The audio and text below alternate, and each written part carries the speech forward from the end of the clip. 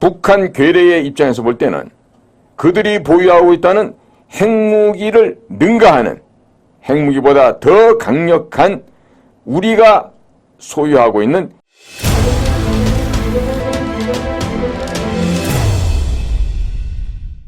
이러한 이 중국 해커들은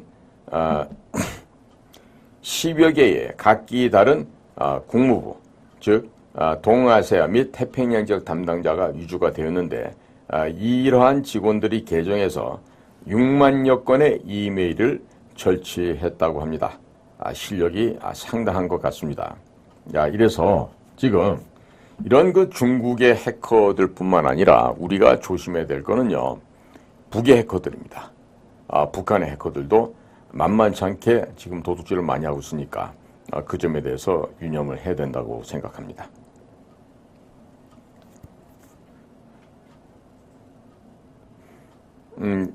사실 제가 이 북쪽 애들의 이 암호화폐 도둑질 장난질 때문에 제가 이 유튜브를 하게 되었는데요.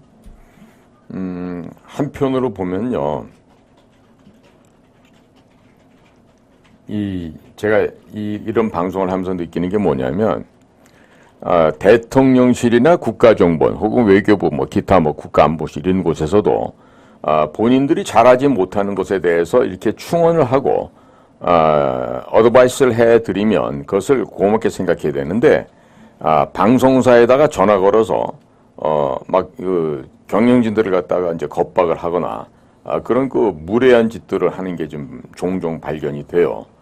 그리고 제가 하고 있는 공작관 TV 같은 경우는 무슨 혐오 방송이다 이런 식으로 이제 신고를 하게끔 해가지고 광고가 전혀 안 붙게 하죠. 그런데 저는 지금 이 유튜브 통해서 지금 이 팩트, 진실을 전달해 드리는 건요, 다른 방송에서는 먹고 살기 위한 방편으로 돈 벌게 사는지 몰라도 저는 그렇지가 않아요. 그러니까 좀 이렇게 좀 뒷골 때리고 등이 서늘할 정도로 그런 조언을 하고 충고를 하면은 그걸 고맙게 감사하게 받아들여야지, 그거에 대해서 이렇게 협박성 내지는 권고성에 전화를 해서 경영진이나 대표들을 압박하고 이런 거는 별로 좋은 행태가 아니라고 생각합니다. 자, 제가 윤석열 정부가 시작한 지 1년 반이 됐죠. 정확하게 3월 9일 날 선거를 했고 5월 10일 날 시작을 했으니까 지금 한 1년 반이 된 게 맞을 겁니다. 그런데 제가 줄곧 우리 국가정보원 내의 대북 심리전단이 마치 무슨 불법적인 일을 했다고 이전부터 댓글 그런데 그 댓글이란 말 자체는요, 우리 국민 여러분께서 좀 쓰지 않아 주셨으면 좋겠습니다. 댓글은요, 정말로 과거로 치면은 아주 천박하고 비열한 쌍놈들이 하는 짓거리를 우리가 댓글이라 그래요.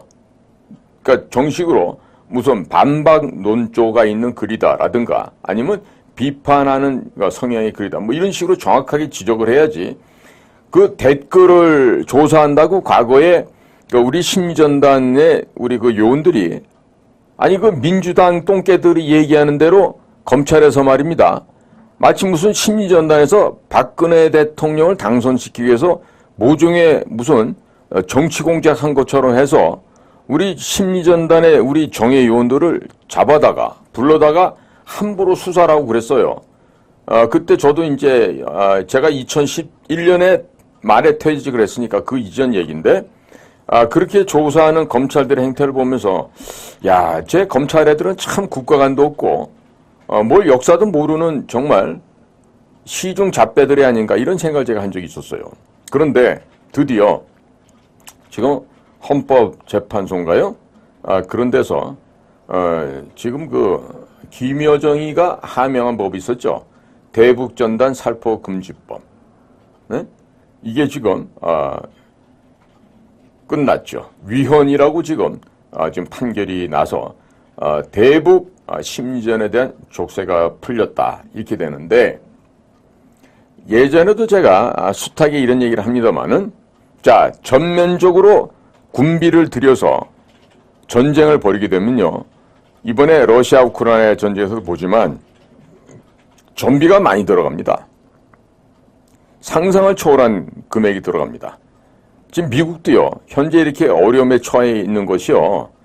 그동안 2차 대전 이후에 전 세계에서의 전쟁을 미국이 거의 주도적으로 수행해 오면서 그 전비를 대느라고 FRB에서 달러를 찍어내고 그것을 갚느라고 미국 국민들이 허리가 휘었던 거죠. 자, 그것들이 이제 거의 미국도 종착점에 지금 도달해 가고 있는 것 같습니다.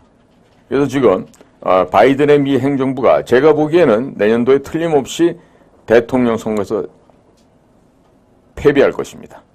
그렇게 되면 현재 우리나라가 취하고 있는 미국과의 관계도 다각도로 미리미리 준비를 해야 됩니다. 그냥 멍청하게 눈 뜨고 있다가 만약에 공화당 쪽이 당선이 되거나 해서 어려운 상황이 되게 되면 그때가 되면은 때는 늦습니다. 때가 늦어갖고 이러지도 저러지도 못할 수 있는 그런 상황이 된다는 점을 미리 사전에 우리가 인지하고 대비를 해야 하겠습니다. 자, 그렇다면 이 대북전단 살포금지법이 헌법재판소에서 위헌 결정이 났습니다. 그럼 우리 뭐 해야 되죠? 자, 그럼 그 법이 위헌으로 판결이 났습니다. 그러면 그 다음에 우리가 해야 될 일은 뭡니까? 바로 북한 지역을 우리가 회복시켜야 됩니다. 즉 자유화 운동, 민주화 운동을 혁명적인 수순으로 끌어올려서 반독재, 반파쇼, 자유, 민주화 혁명을 어디서 한다? 북한 지역에서 한다. 이걸 우리가 실천해야 될 대목이 되겠습니다. 중국하고 친해서 반중 친미를 외치지 못하는 사람 제가 정치하면 안 된다고 벌써 여러 차례 말씀을 드렸어요. 천멸중공을 얘기하지 못하는 자들, 중국의 사업적으로 자녀들이 가족이 중국 공산당의 배후하에서 돈벌이를 해서 돈을 벌어왔던 자들은 이 땅에서 정치를 하면 안 됩니다. 다시 한번 강조합니다. 천멸중공, 차이나 아웃을 외치지 못하는 자는요, 대한민국에서 정치를 한다고 주접이나 꼴값을 떨면 안 돼요. 바로 그런 게 바로 꼴값이고 주접이에요. 왜 중국에 대해서 반중이란 말 한마디 못하면서 정치하겠다는 안 되죠. 자, 예를 들어서 박근혜 대통령 파리하는 자들도 정치하면 안 돼요. 똑같은 얘기입니다. 자, 그래서 지금 이 대북전단 살포금지법이 위헌으로 결정된 바에야 지금부터는 아주 공세적인 이 반독재 자유민주화 혁명을 북한 지역을 상대로 가열차게 전개해야 할 것입니다. 자, 지금 이렇게 지금 위헌 결정이 내렸다는데요. 사실 이것은 예견할 수 있었죠. 그리고 저는 개인적으로 비밀 공작을 관여해왔던 사람으로서 국가정보원이나 우리 군 조직에서 북에 대한 북한 지역 전역을 삐라로 다 살포해야 된다. 삐라로 북한 지역을 뒤덮어 버려야 된다. 이런 얘기를 벌써 1년 전부터 해왔는데 늦어도 너무 늦어 있습니다. 지금 이 상황은요. 자, 이 배경을 우선 살펴보죠. 이 북에 가면 김여정이라고 하는 원래 선전부 일을 하다가 얘가 그 당시 노동당 중앙위원회 제1부부장직을 하고 있었어요.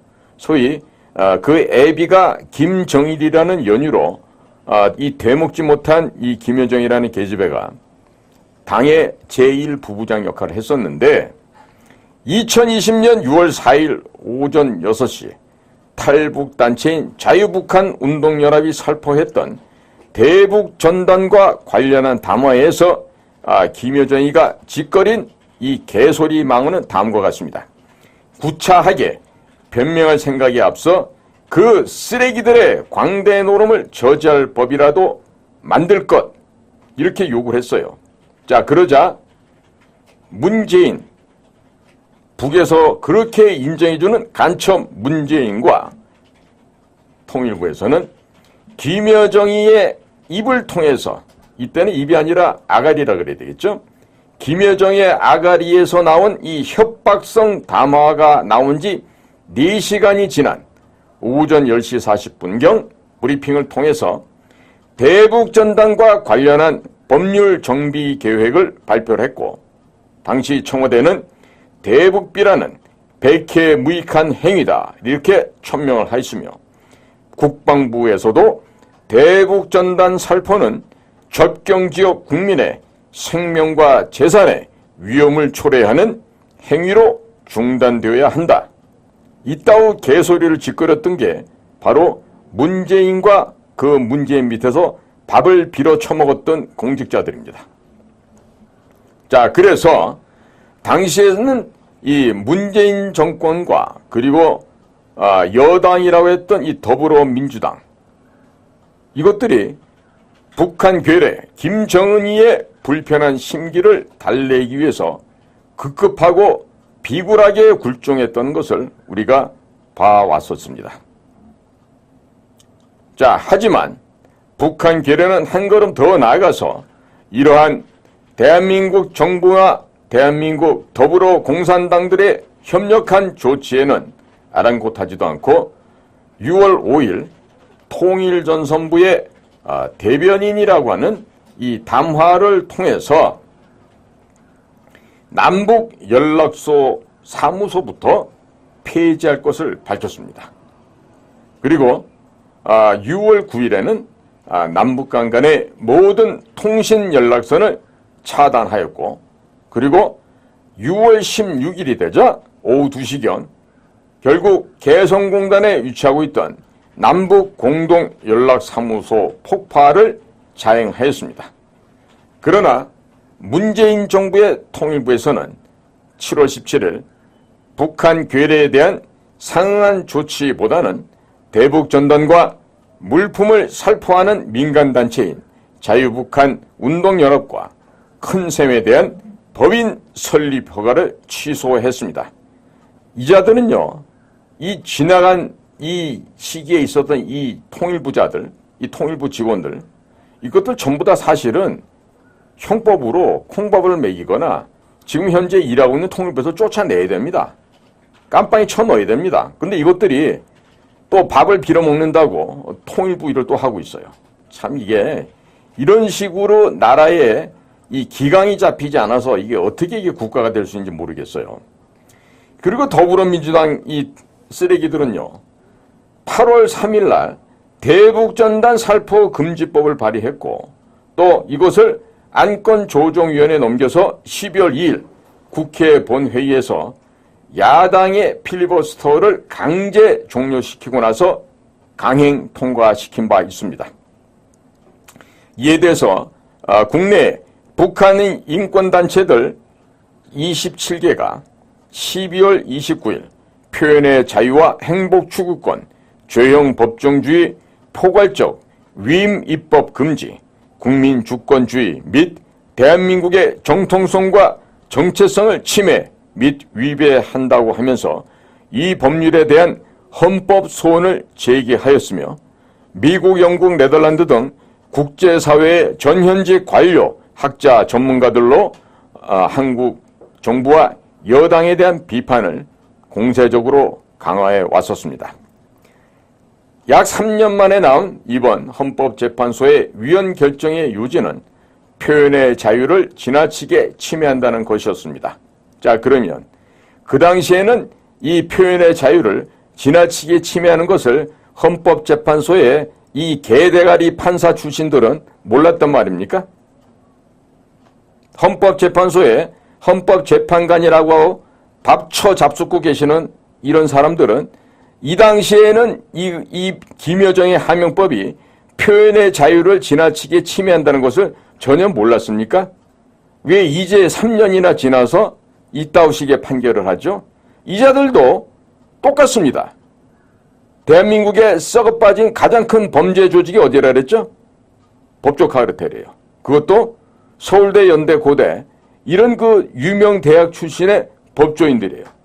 그러니까 이런 그 법조 카르텔, 이 대한민국 최대의 범죄 집단, 이 자들은요, 현직에 있건 변호사로 나와서 썩어빠진 고기를 뜯어먹는 하이에나가 됐던 간에 늘 이딴 식으로 살아오고 있어요. 자, 그렇기 때문에 앞으로는 우리 대한민국의 국민들 가운데 자녀들을 키우는 부모님들 중에서 로스쿨 보내는 썩어빠진 이 짐승만도 못한 머리를 달고 다니지 마시기 바랍니다. 이렇게 표현의 자유를 지나치게 침해한다는 이런 헛소리를 하고 있는 헌법재판소는요, 아주 대단히 비겁하고 소극적인 해석이라고 하겠습니다.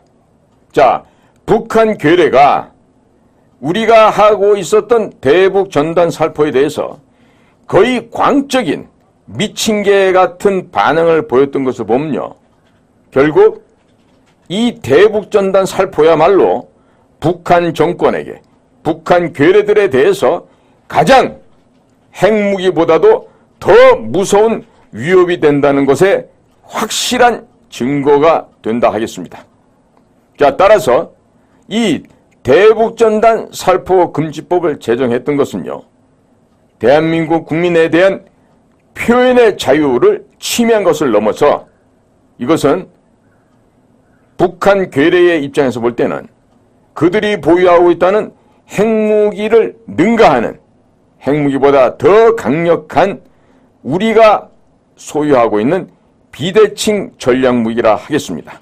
자, 그렇게 우리가 북의 핵무기보다도 더 무서운 이 비대칭 전략이 바로 이 전단 살포, 삐라를 살포하는 것이 되겠는데요. 이것을 누가 막았어요? 김여정의 말을 들은 문재인과 문재인의 그 꼬붕들이 함께 이것을 폐기해버렸다는 것입니다. 자, 굉장히 이 부끄러운 일입니다.